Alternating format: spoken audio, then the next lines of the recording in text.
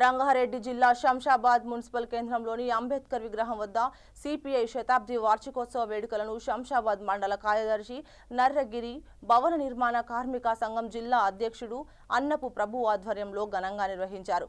ఈ కార్యక్రమానికి ముఖ్య అతిథిగా సిపిఐ రాష్ట్ర సమితి అధ్యక్షుడు పానుగంటి పర్వతాలు, జిల్లా కార్యదర్శి పాలమాకుల జంగయ్య పాల్గొన్నారు। అంబేద్కర్ విగ్రహానికి పూలమాలలు వేసి నివాళులర్పించిన అనంతరం సిపిఐ జెండాను ఆవిష్కరించారు। వారు మాట్లాడుతూ బ్రిటిష్ పాలకుల నిర్బంధకాండకు నిరాకరిస్తామని వ్యతిరేకంగా 1925 డిసెంబర్ 26న కాన్పూర్ ఉత్తరప్రదేశ్ గడ్డపై భారత కమ్యూనిస్టు పార్టీ ఆవిర్భవించిందని అన్నారు।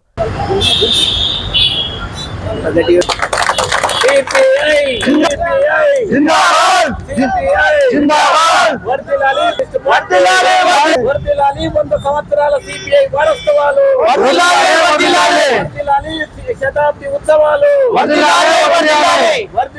భారత కమ్యూనిస్ట్ పార్టీ శతాబ్ది ఉత్సవాలు జిందాబాద్ జిందాబాద్ జిందాబాద్ జిందాబాద్ సిపిఐ సిపిఐ జిందాబాద్। గత వారం 10 రోజుల నుంచి వామపక్షాల కలయికతో గత వారం 10 రోజుల నుంచి జేఏసీ ఆధ్వర్యంలో నిర్వహిస్తున్నటువంటి ఈ శంషాబాద్ జోన్ ఏర్పాటు కోసం చార్వార్లో కలిపిన సందర్భంగా దాన్ని ప్రత్యేకంగా శంషాబాద్ జోన్ గా ప్రకటించాలని చెప్పి చేస్తున్నట్టు జేఏసీ దానికి నిన్ననే ప్రత్యేక జోన్ గా ప్రకటించడం జరిగింది। దీనికి సహకరించినటువంటి రాష్ట్ర ప్రభుత్వానికి కృతజ్ఞతలు తెలియజేస్తున్నాము। ప్రత్యేక జోన్ కి ఈ కాంగ్రెస్ కానీ టీఆర్ఎస్ కానీ మరియు సిపిఐ సిపిఎం పార్టీలన్నీ కలిసి జేసీగా ఏర్పడి కుల సంఘాలు అలాగే కార్మిక సంఘాలు అన్ని సంఘాలను కలుపుకొని ఈ బంద్ని విజయవంతం చేయడం జరిగింది। ఈ బంద్కు సహకరించినటువంటి ప్రజలకు, దుకాణదారులకు, శంషాబాద్ మండల ప్రజలకు అందరూ కూడా కృతజ్ఞతలు తెలియజేస్తున్నాము। ధన్యవాదాలు। శంషాబాద్ జోను సపరేట్గా ఎన్నో రోజుల నుంచి 15 రోజులు 13 రోజుల నుంచి మేము ఎన్నో నిరసనలు ధర్నాలు చేయడం జరిగింది। అలాగే మన గవర్నమెంట్ ఇప్పటికీ కళ్ళు తెరిచి ఒక శుభవార్త చెప్పింది। రాత్రికి రాత్రే ప్రకటన చేసి ఈ యొక్క శంషాబాద్ని జోను చేసి అని చెప్పేసి ప్రకటన జరిగింది। అందరికీ శుభాకాంక్షలు తెలియజేస్తున్నాను। ఈ ఒకటి మన రంగారెడ్డి జిల్లా, ఇక్కడ రంగారెడ్డి జిల్లా అప్పుడే మనం శంషాబాద్ మొత్తం ఐక్యత ఉండి శంషాబాద్ని అప్పుడు రంగారెడ్డి జిల్లా శంషాబాద్ జిల్లా చేసుకుంటే బాగుండు। అంతకుముందే ధర్నాలు నిరసన చేస్తుంటే శంషాబాద్ జిల్లా అయ్యేది। మన శంషాబాద్ కలెక్టర్ ఆఫీస్ గిట శంషాబాద్ పెడుతురు అన్నమాట।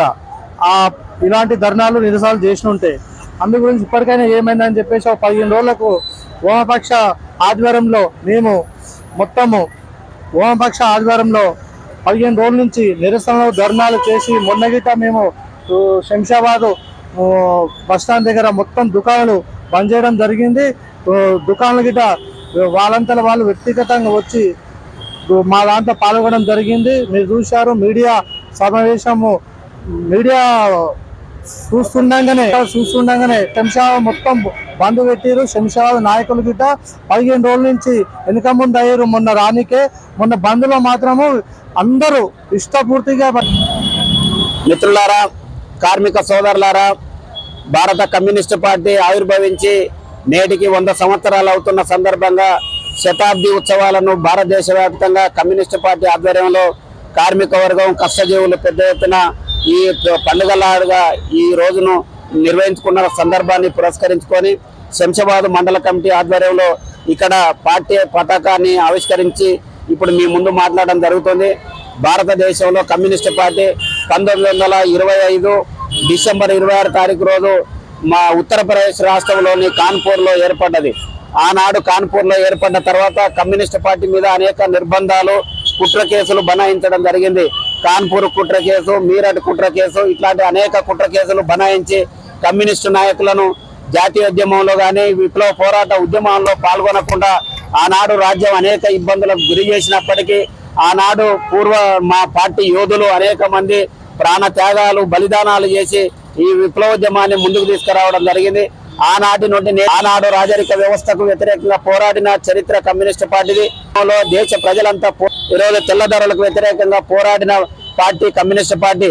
అందరూ స్వాతంత్రం కావాలి, అంటే తెల్లదొరలు వెళ్ళిపోవాలి, మా దేశాన్ని మేము పాలించుకుంటామని చెప్పి అట్లాంటి సందర్భంలో కమ్యూనిస్ట్ పార్టీ మాకు మామూలు స్వాతంత్రం వద్దు, మాకు సంపూర్ణ స్వాతంత్రం కావాలని మొట్టమొదటి డిమాండ్ చేసి పిలుపునిచ్చింది.